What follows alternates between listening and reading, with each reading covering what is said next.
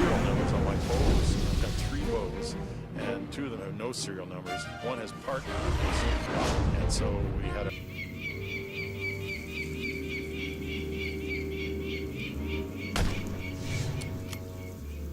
Ademei, our guide, tried to make the tours show up. If there was a herd below us, the falling stones would surely make them come out of their cover amid the rock niches. According to my experience from other African hunting destinations, the topi would be among the most difficult trophies to obtain here. The animal measures up to 130. In this episode of Ultimate Shot, you'll see what happens when transient hippo bulls invade the domain of dominant herd bulls. Stay tuned for the Ultimate Shot.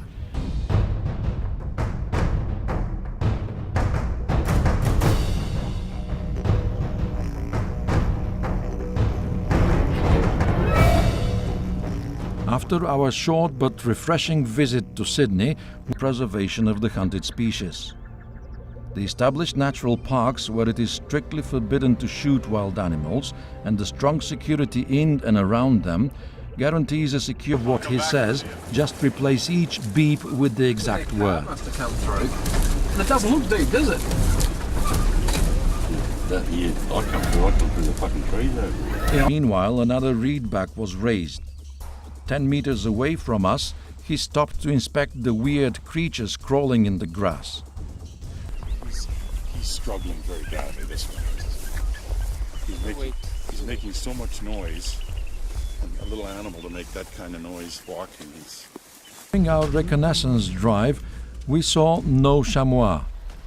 However, we soon reached the site where the base camp was usually set up. We'll sleep till noon. Despite the threat, our hunting guide Vladimir was the first to get ready for the morning reconnaissance mission. Hunting in these parts is a real pleasure, and it is possible to do from January till November, for although the country is situated on the equator, the climate is very favorable.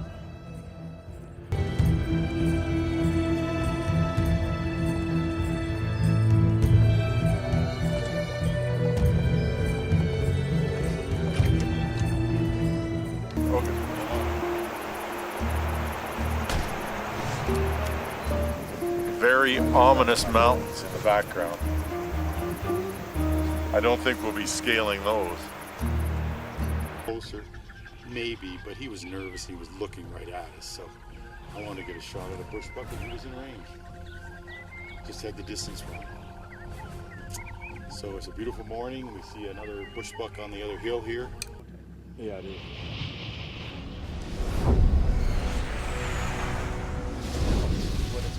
Last 3 days.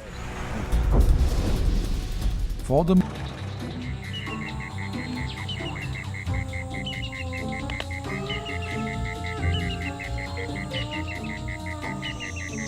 It's a great trip, yeah. It's a great Yeah. trip. Well, thank you very much again. Please welcome. You know, in the following episodes of Ultimate Shot was due to our luck, which has not left us from the start of our safari till now.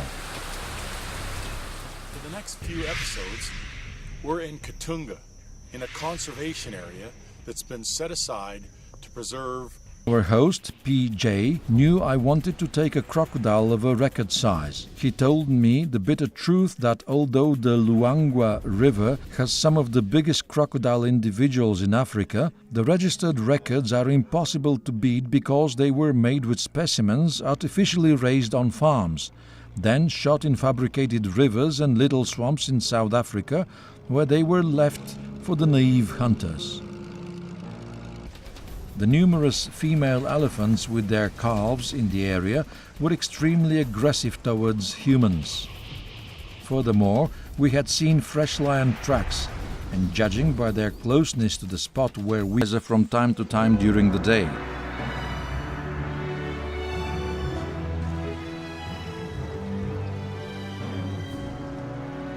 Before twilight, we decided to have a fishing competition with the boys. It was so beautiful by the riverbank.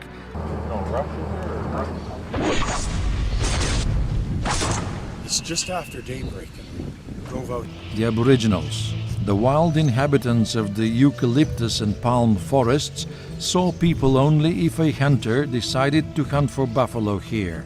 The licenses received by the Aboriginals. It's not legal to bow hunt in Russia. And we have tried for decades to get permission to bow hunt in Russia. We're running out of time. Anyway, we have a Sunni, second trophy here. Second trophy with the brand new experimental for me bear attack. Our journey to the Yukon wilderness starts from here too.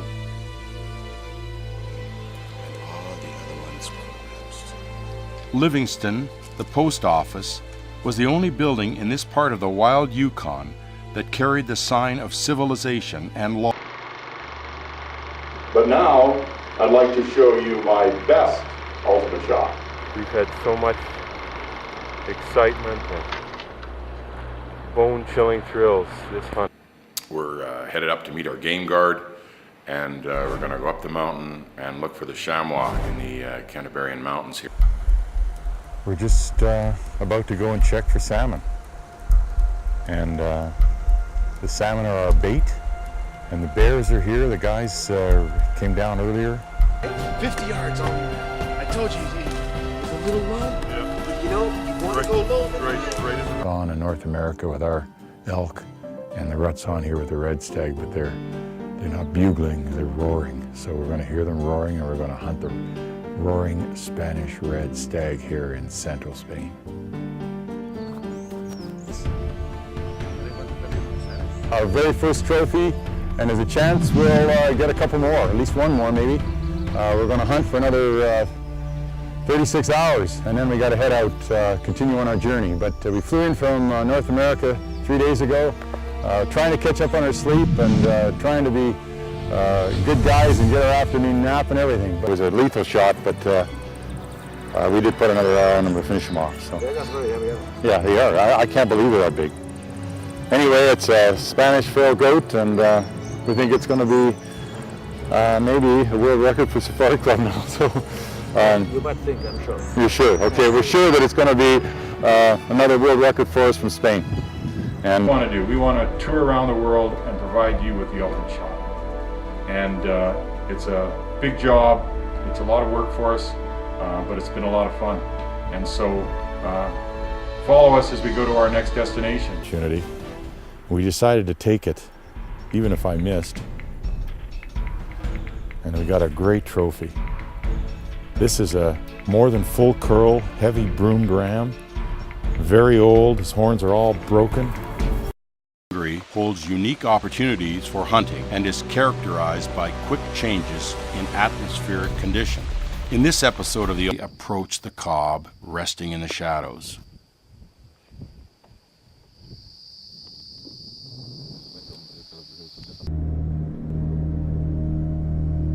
November 14th, and we're sitting in our almost igloo here in the snowdrift. I'm here alone, top of this mountain. Season's winding down here for 2010, and we still don't